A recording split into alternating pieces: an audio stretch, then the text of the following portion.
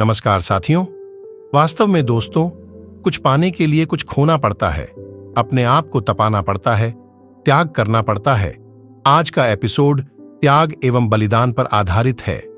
विष्णु लोक से एक बार मृत्यु लोक को नारद जी प्रस्थान कर रहे थे।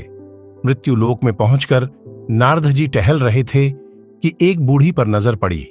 बूढ़ी इनको साधु समझकर बुलाई और आदर सत्कार के साथ सेवा की।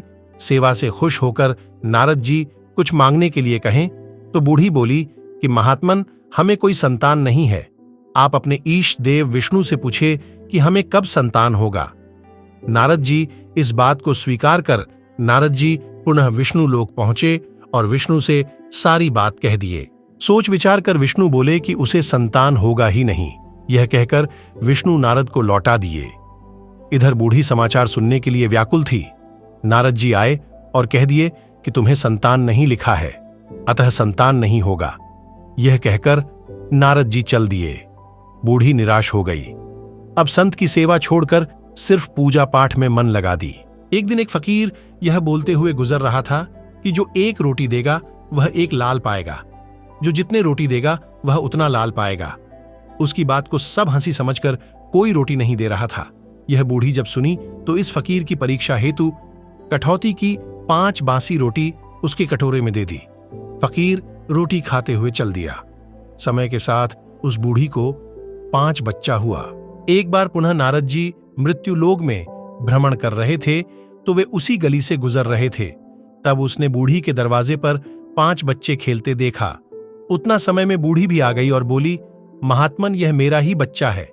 यह सुनकर नारद जी आग बबूला हो गए और विष्णु को भला बुरा कहने चल दिए। जब वह विष्णु लोक पहुंचे तो द्वार पर खड़े हो गए और आवाज दिए। तब विष्णु ने लक्ष्मी को समझाकर भेजा कि जाकर कह दो कि वे बीमार हैं, अभी बात नहीं करेंगे।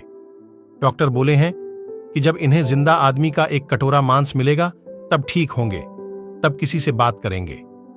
यह बात समझ बुझकर लक्ष्मी द्वार पर आई तथा सारी बात को नारद से कह दिया। नारद जी बोले, ये कौन सी बड़ी बात है, हमें तो उनसे बात करना है। मैं तुरंत मृत्यु लोक से एक कटोरा मांस ला देता हूं। नारद जी स्वयं अपना मांस नहीं दिए।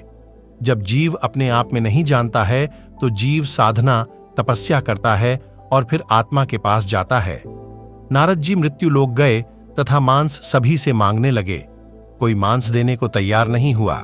वहीं फकीर आ रहा था जिसने 5 रोटी खाया, 5 बच्चे दिए। नारद ने उनसे भी मांस मांगे। वह फकीर बोला कि मेरा मांस किसी के परोपकार में लग जाए तो इससे बेहतर क्या होगा। वह तुरंत चाकू निकालकर जांघ का एक कटोरा मांस दे दिया। मांस लेकर नारद जी विष्णु को दिए। विष्णु ठीक हो गए। उसके बाद नारद बोले कि उस बूढ़ी को कैसे बच्चा हुआ। तब विष्णु बोले, उसे बच्चा नहीं था, लेकिन जो मेरे लिए मरता है उसके लिए मैं भी मरता हूं।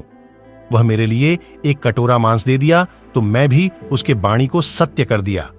तुम नहीं दे सके तो मैं भी नहीं दे सका।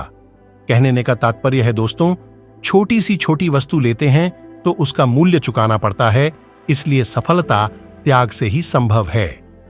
वीडियो अच्छा लगा तो चैनल सब्सक्राइब जरूर करें